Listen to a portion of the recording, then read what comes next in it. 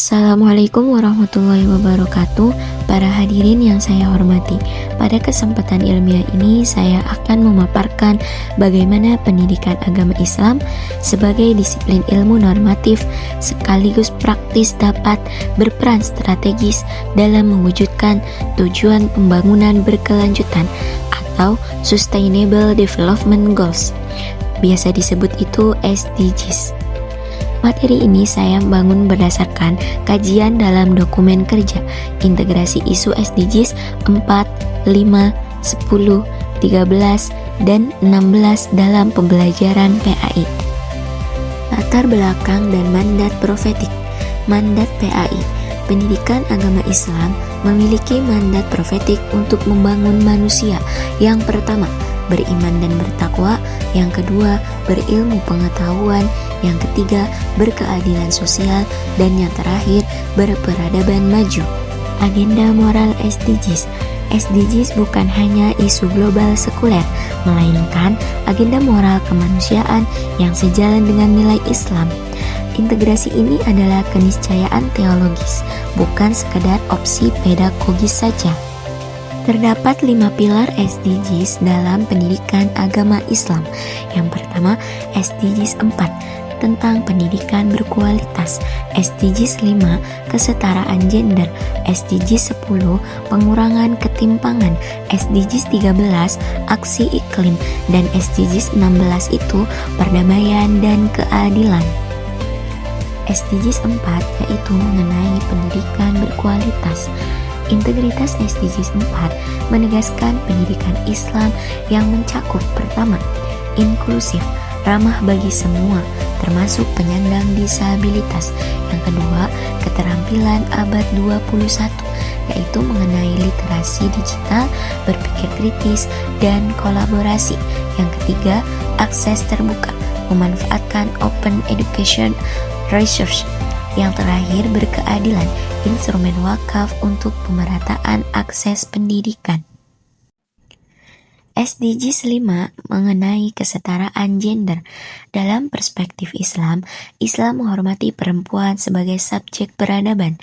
Tokohnya yaitu seperti Khadijah radhiyallahu an, yaitu tentang ekonomi, dan Aisyah radhiyallahu an, yaitu mengenai intelektual, adalah bukti nyata. Peran guru PAI yang pertama, menghapus stereotip gender. Yang kedua, menciptakan ruang aman dari diskriminasi dan bullying. Dan yang terakhir, mendorong kolaborasi lintas gender yang setara. SDGs 10 yaitu mengenai mengurangi ketimpangan. Prinsip dalam Islam, al-adlu wal ihsan. Islam menekankan keadilan dan kebajikan sosial sebagai pondasi masyarakat.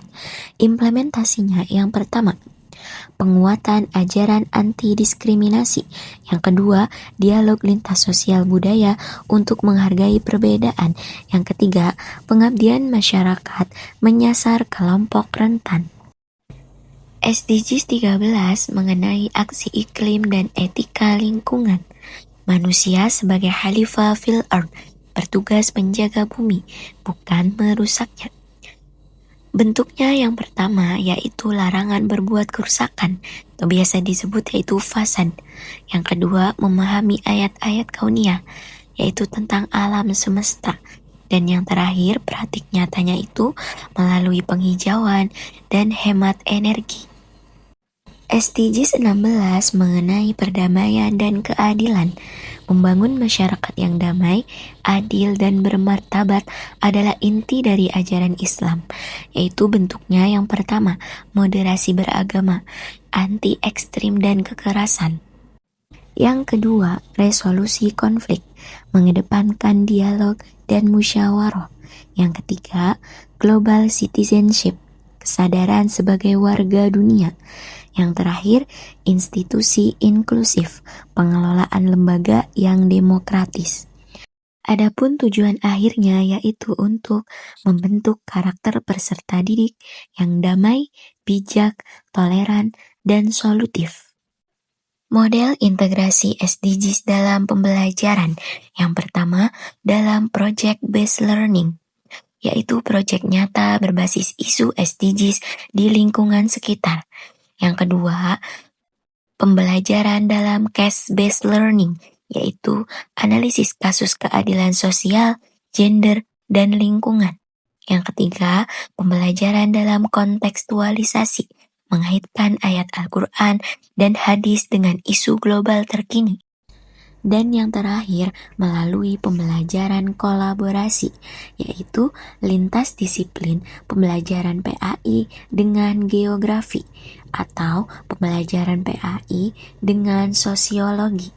Integrasi SDGs dalam pendidikan agama Islam bukan hanya sekedar untuk penyesuaian kurikulum, melainkan untuk penguatan visi profetik pendidikan, pengembangan karakter global yang berakar pada nilai Islam, upaya membangun generasi religius yang berkeadaban, berkeadilan, dan peduli dengan lingkungan.